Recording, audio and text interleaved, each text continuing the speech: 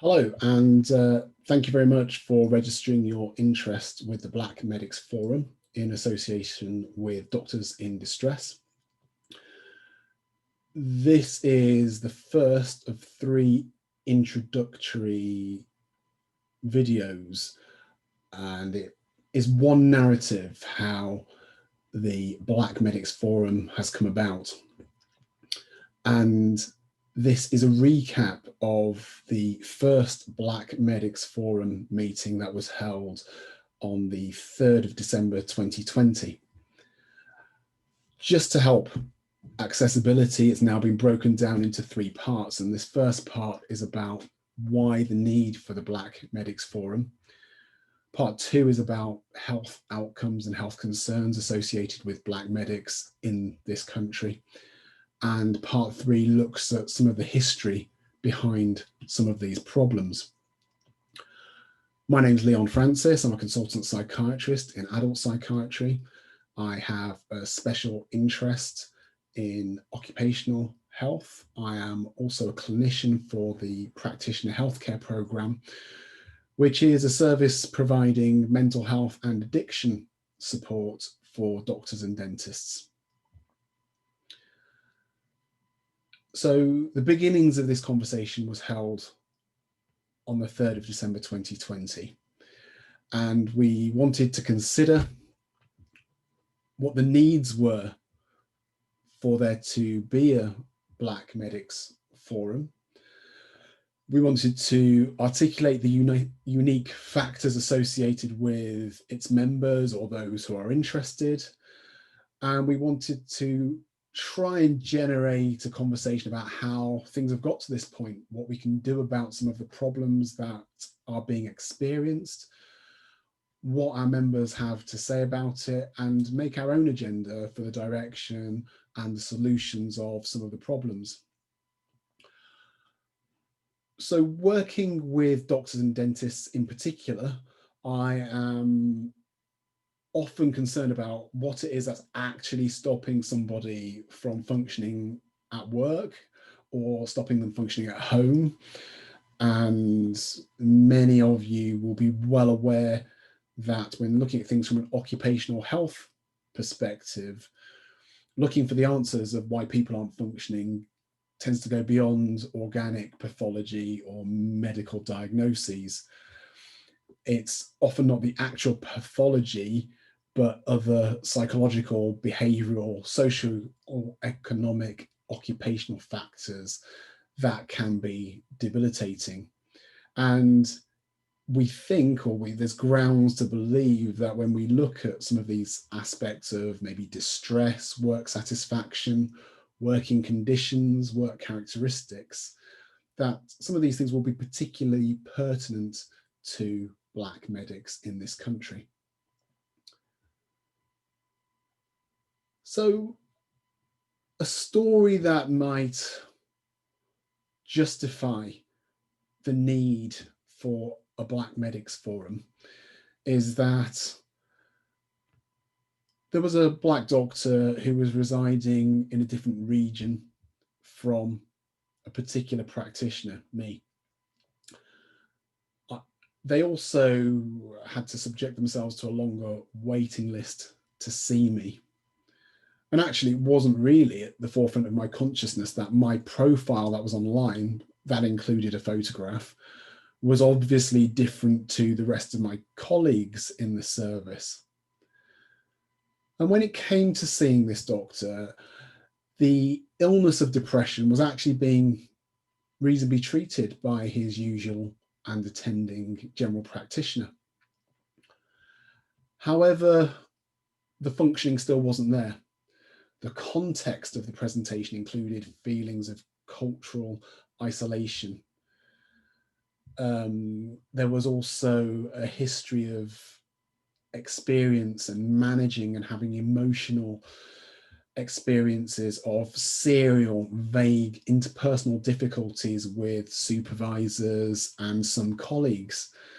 There was a feeling of inadequacy that had been internalized to lead this young doctor to question his future in the profession, questioning whether he was even cut out to be a doctor. And even when he'd selected somebody that looked as he did, there was a reticence to freely express his difficulties.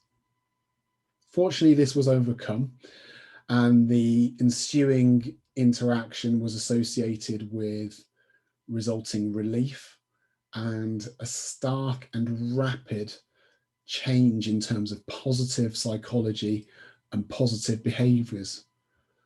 An outstanding recovery, a constructive recovery, an encouraging recovery for somebody to flourish in their profession and deliver great care to patients. And at this point, it seemed to me that we were dealing with what I loosely termed a comorbidity X, this series of traumas that we're not really allowed to talk about. This had actually been recognised by the national press when reviewing René Ido-Lodge's book, Why I'm No Longer Talking to White People About Race. The Observer mentioned that we are a nation in denial, which then goes on to raise the question, are we a profession in denial? And April 2020 has been a year that has stirred things up.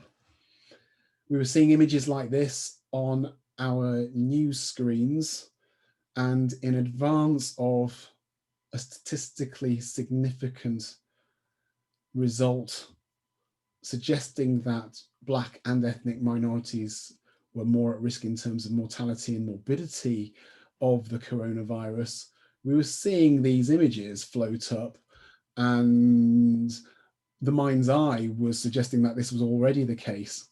And there may have been some reluctance among some of us to call it as we saw it.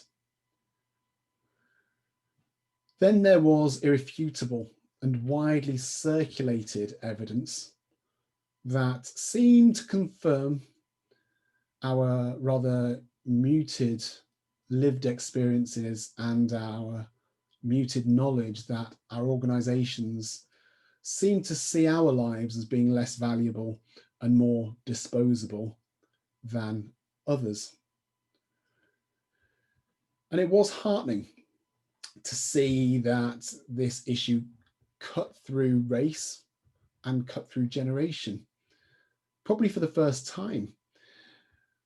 But there was less certainty whether our leaders understood it, got it, acknowledged it. So when, I guess, one of our ultimate leaders as doctors in this country was asked about the presence of racism in this country, we got this response. I don't, but I do think that there's injustice that needs to be tackled. And I've spent my political life fighting for equality and for diversity. And I think that, I think we're one of the most tolerant and open societies in the world, but there's always more that can and must be done, especially to empower people so that they can achieve their potential. It's at the core of my political beliefs, and I think that it's incredibly important. So I think that I think the substance of what's being said and the arguments made by those who are marching, I think there's a lot to it. I think, thankfully, this is all based in response to events in America rather than here. And so it may be open to interpretation or debate, but we had an answer on, is racism present in the UK?